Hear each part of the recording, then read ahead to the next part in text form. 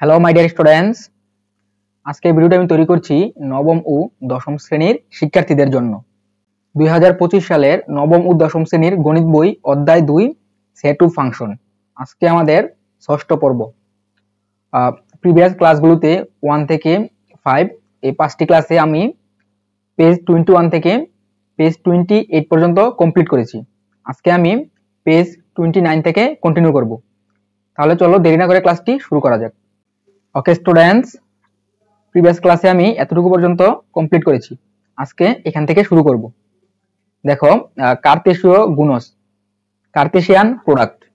করিম সাহেব তার বাড়ির একটি ঘরের ভিতরের দেওয়ালে সাদা বা নীল রং এবং বাইরের দেওয়ালে লাল বা হলুদ বা সবুজ রঙের লেপন দেওয়ার সিদ্ধান্ত নিলেন।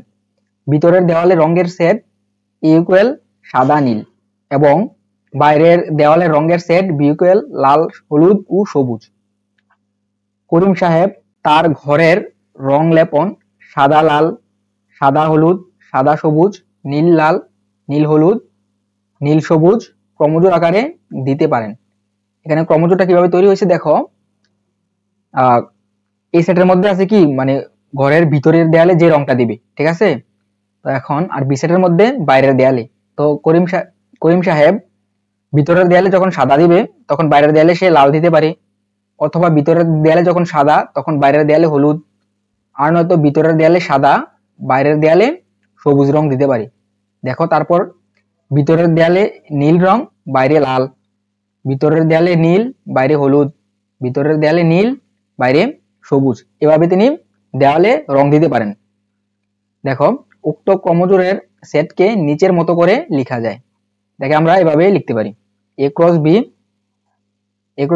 ইকুয়াল, আমরা একটা সেটের মধ্যে সবগুলো ক্রমজোড়কে নিয়ে নিলাম। এখানে দেখো, কোনো ক্রমজোড়ের সাথে কিন্তু কোনো ক্রমজোড়ের মিল নেই।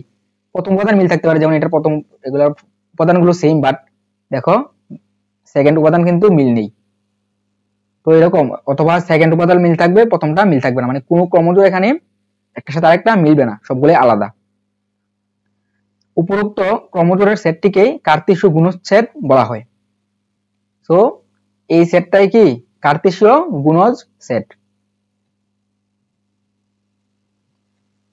সেট গঠন পদ্ধতিতে a cross b equal x, y such that x belongs to a এবং y belongs to b। তো সেট গঠন পদ্ধতিকে আমরা এটাকে এভাবে লিখতে পারি যে এই x y ক্রমজোড়ের মধ্যে x হবে a সেটের সদস্য আর এই y হবে কি b সেটের সদস্য। a ক্রস b কে পড়া হয় a ক্রস b। উদাহরণ 12 দেখো, p ইকুয়াল একটা সেট দেয়া আছে q সেট এবং r দেয়া আছে কি p ইন্টারসেকশন q হলে p ক্রস r এবং r ক্রস q নির্ণয় করো। এখানে দেখো, ফার্স্টে সমাধান করার জন্য কি করলাম, p q as it is লিখলাম, তারপর আমরা r নির্ণয় করে নিব। এখানে ইন্টারসেকশন করার পর রেজাল্ট কি, রেজাল্ট 3। এখন আমরা p ক্রস r করার জন্য ফার্স্টে p এর এলিমেন্টগুলো লিখলাম, তারপর এখানে r এর এলিমেন্ট লিখলাম। তো আমরা ক্রমজোড় নির্ণয় করার সময় আমরা প্রত্যেকটা পেয়ারে কি করব, ফার্স্ট হবে যে p এর আর সেকেন্ড উপাদানটা কি হবে r এর। তো ফার্স্টে আমরা লিখবো 1 3 যে লিখলাম, তারপর হবে কত 2 3 যে লিখলাম, তারপর 3 3 যে লিখলাম। তারপর দেখো r ক্রস q, তাহলে আমরা ফার্স্টে r এর এলিমেন্ট লিখলাম, তারপর q এর এলিমেন্ট। তো এখন হবে 3 3 আর 3 4 যে 3 4। এখানে কাজ দেয়া আছে দুটা, ক খ। আসো আমরা, চলো তোমাদের কাজগুলো আমি সমাধান করে দিই। ওকে স্টুডেন্টস, দেখো ফার্স্টে এটা দেয়া আছে একটা ক্রমজোড় ইকুয়াল একটা ক্রমজোড় দেয়া আছে হলে xy নির্ণয় করো। ফার্স্টে আমরা দেয়া আছে উপরে যা দেয়া আছে তা as it is লিখলাম, তারপর ক্রমজোড়ের সংজ্ঞানুসারী। ক্রমজোড়ের সংজ্ঞানুসারী আমরা কি বলতে পারি যে ফার্স্টের এটা আর এটা কি 1 কি ইকুয়াল, পাশাপাশি এটা আর এটা ইকুয়াল। তো আমরা এগুলা লিখলাম। দেখো ফার্স্টে x/2 plus y/3 equal to 1 লিখলাম, যে 1। তারপর আমরা 1 ইকুয়াল যে এটা লিখলাম। তো 1 ইকুয়াল এটা যে এটা লিখলে যা, অথবা এটা ইকুয়াল 1 লিখলে সেম। এজন্য আমরা x/3 plus y/2 equal to 1 লিখলাম। এটা হচ্ছে আমাদের 1 নং সমীকরণ, এটাকে আমরা 2 নং সমীকরণ ধরে নিলাম। এখন আমরা এখান থেকে x y এর মান বের করতে হবে। সেক্ষেত্রে আমরা খুব ইজিলি কিভাবে মান বের করতে পারি, দেখো আমরা হয়তো এই এমন কিছু করব যেন এই দুটা x কে আমরা বাদ দিতে পারি, অথবা আমরা y গুলোকে বাদ দিতে পারি। সেক্ষেত্রে আমরা কি করব, দেখো 1 নং সমীকরণকে হাফ ও 2 নং সমীকরণকে 1/3 দ্বারা গুণ করে পাই। এখন এই মানগুলো আমরা কোথায় পেলাম, দেখো এখানে 1 নং সমীকরণকে আমি 2 নং সমীকরণের y এর সহগ দ্বারা গুণ করলাম। এখানে দেখো 1 নং সমীকরণকে আমি 2 নং এই যে 2 নং সমীকরণের y এর সহগ কত, এখানে হাফ, এটা দ্বারা গুণ করলাম। এবং 2 নং সমীকরণকে কি করব, 1 নং সমীকরণের y এর সহগ, দেখো 1 নং সমীকরণের y এর সহগ কত 1/3 দ্বারা গুণ করে পাই। গুণ করার পর যদি বিয়োগ করে দেই তাহলে দেখবো আমাদের y এলিমিনেট হয়ে যাবে, y আর থাকবে না। ওকে, তারপর আমি বিয়োগ করে দিলাম, বিয়োগ করার পর দেখো এই দুটো তো বাদ, তারপর x/4 মাইনাস x/9, আর এখানে হাফ মাইনাস 1/3। ওকে, এই দুটো লসাগু করে 36, আর এটা তো নরমাল ক্যালকুলেশন, তোমরা পারো এগুলা। তারপর আমি এটাকে আর গুণন করে দিলাম, আর গুণন করার পর আমাদের এটা হবে। তারপর x এক পাশে রেখে এগুলা দিয়ে ভাগ করে দেওয়ার পর আমাদের এখানে এটা কত 6 হবে, 5/6 হবে x এর মান। দেখো x কত আমাদের 6/5।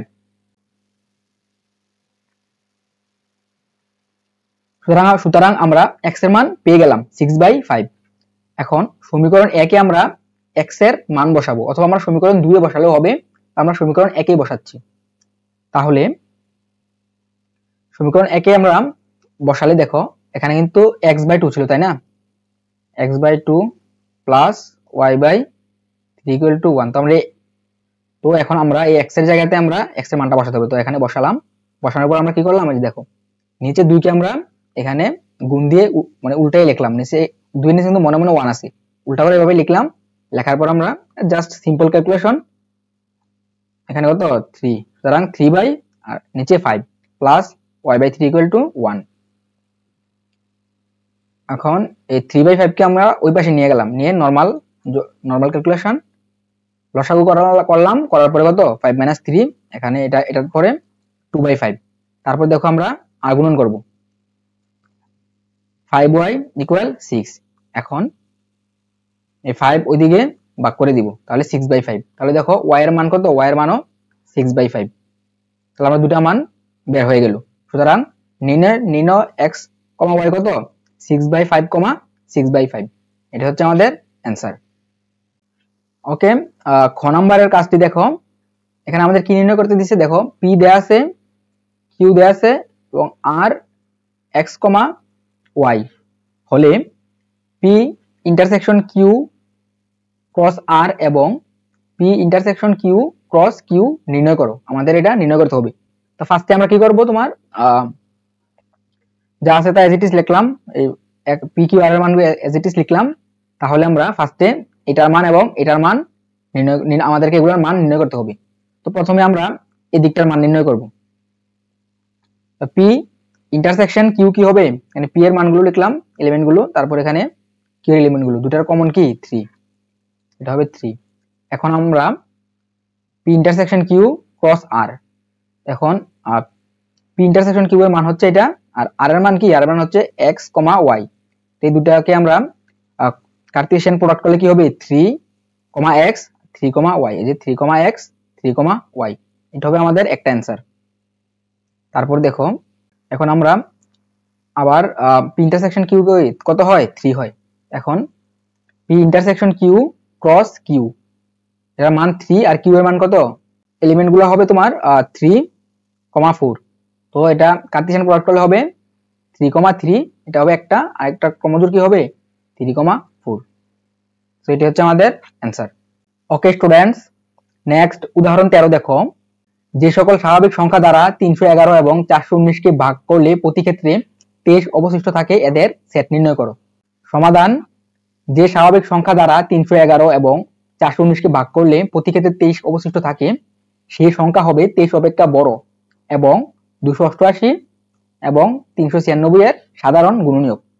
না আমরা যদি অ্যান্সারটা বের করতে চাই তাহলে কি হবে, যে সংখ্যাগুলো ভাগ করার পর মানে 23 অবশিষ্ট থাকবে তা হবে 23 অপেক্ষা বড় এবং কি 288 আর 396 এর সাধারণ গুণনীয়ক। কথা হচ্ছে কেন 23 অপেক্ষা বড়, কারণ আমাদের বলে দিছে প্রতি ক্ষেত্রে কত অবশিষ্ট 23 থাকবে। এখন যদি আমরা 23 এর কম ছোট সংখ্যা দিয়ে ভাগ করি সংখ্যাগুলোকে, সেক্ষেত্রে কিন্তু 23 এর অবশিষ্ট থাকবে না। তো এই জন্য এটা 23 অপেক্ষা বড় হবে। দেখো এখন 23 অপেক্ষা বড়, আমরা ফার্স্টে এটার গুণনীয়কগুলো বের করে নেব। 23 অপেক্ষা বড় 288 এর গুণনীয়কের সেট কি ধরে নিলাম, তারপর আমরা এই সেট নির্ণয় করব। ফার্স্টে 288 এর গুণনীয়কগুলো কি কি দেখো, এখানে এইভাবে লিখতে পারি আমরা, এটা এটা। এখন দেখো সবগুলা কি 288 এর গুণনীয়ক, মানে সবগুলা 288 এর গুণনীয়ক। তো এগুলা থেকে আমরা কোনটা নিব, যেগুলা 23 এর থেকে বড়, 23 এর থেকে বড়গুলা নিয়ে আমরা এই সেট তৈরি করলাম। তো সেম আমরা বি এর ক্ষেত্রে দেখো 296 এর গুণনীয়ক সমূহের সেট বি ধরে নিলাম, বি সেটও আমরা সেম ভাবে নির্ণয় করব। ফার্স্টে এই সবগুলা কি 396 এর গুণনীয়ক। তো এখন যেগুলা 23 থেকে বড় এগুলা নিয়ে আমরা বি সেট তৈরি করলাম। এখন এ আর বি, বি এর মধ্যে যেটা সাধারণ থাকবে, মানে এই ইন্টারসেকশন বি বি করব আমরা, যেটা মানে দুটার মধ্যে থাকবে সেটাই হবে আমাদের অ্যান্সার। দেখো আমরা এই ইন্টারসেকশন বি করার পর মাত্র মানে এই 36 দুটার মধ্যে রয়েছে, সুতরাং 36 হবে অ্যান্সার। মানে 36 দ্বারা 311 419 কে ভাগ করলে প্রতি ক্ষেত্রে 23 অবশিষ্ট থাকবে। উদাহরণ 14, 100 জন শিক্ষার্থীর মধ্যে কোনো পরীক্ষায় 88 জন বাংলায়, 80 জন গণিতে এবং 70 জন উভয় বিষয়ে পাশ করেছে। ব্যঞ্চিত্রের সাহায্যে তথ্যগুলো প্রকাশ করো এবং কতজন শিক্ষার্থী উভয় বিষয়ে ফেল করেছে তা নির্ণয় করো। তো ফার্স্টে আমরা ব্যঞ্চিত্র এখানে নিলাম, একটা স্কয়ার দিলাম, স্কয়ার এখানে এটা সার্বিক সেট হিসাবে ইউ, তো এখানে ইউ এর মান কত 100। তারপর বাংলা বিষয়ের জন্য বি আর গণিত বিষয়ের জন্য এম মানে ম্যাথ। আর পাশাপাশি এখানে শুধু বাংলা হচ্ছে পি, আর শুধু গণিত আর আর উভয় বিষয়ে পাস কত কিউ, বাংলা এবং গণিত দুই বিষয়ে পাস। আর এফ মানে কি ফেল করা শিক্ষার্থীদের সংখ্যা। দেখো বেঞ্চিত্র আয়তাকার ক্ষেত্রটি 100 জন শিক্ষার্থীর সেট ইউ এবং বাংলা ও গণিতে পাস শিক্ষার্থীদের সেট যথাক্রমে বি ও এম দ্বারা নির্দেশ করে। ফলে বেঞ্চিত্রটি 4টি নিঃসেট সেটে বিভক্ত হয়েছে, যাদেরকে পি কিউ আর এফ দ্বারা চিহ্নিত করা হলো। এখানে উভয় বিষয়ে পাস শিক্ষার্থীদের সেট, এই যে কিউ হচ্ছে উভয় বিষয়ে পাস শিক্ষার্থীদের সেট।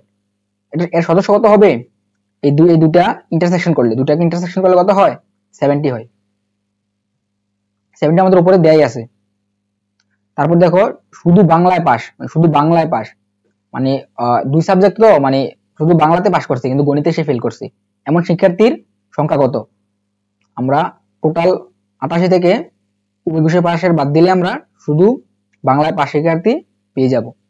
সেম ভাবে শুধু গণিতে পাস শিক্ষার্থীদের সেট যার সদস্য সংখ্যা মানে আমরা 80 থেকে 70 কে বাদ দিলে পেয়ে যাব। দেখো এখানে এই যে গণিতের 80 থেকে আমরা এই উভয় বিষয় পাসকে বাদ দিলে আমরা পেয়ে যাব।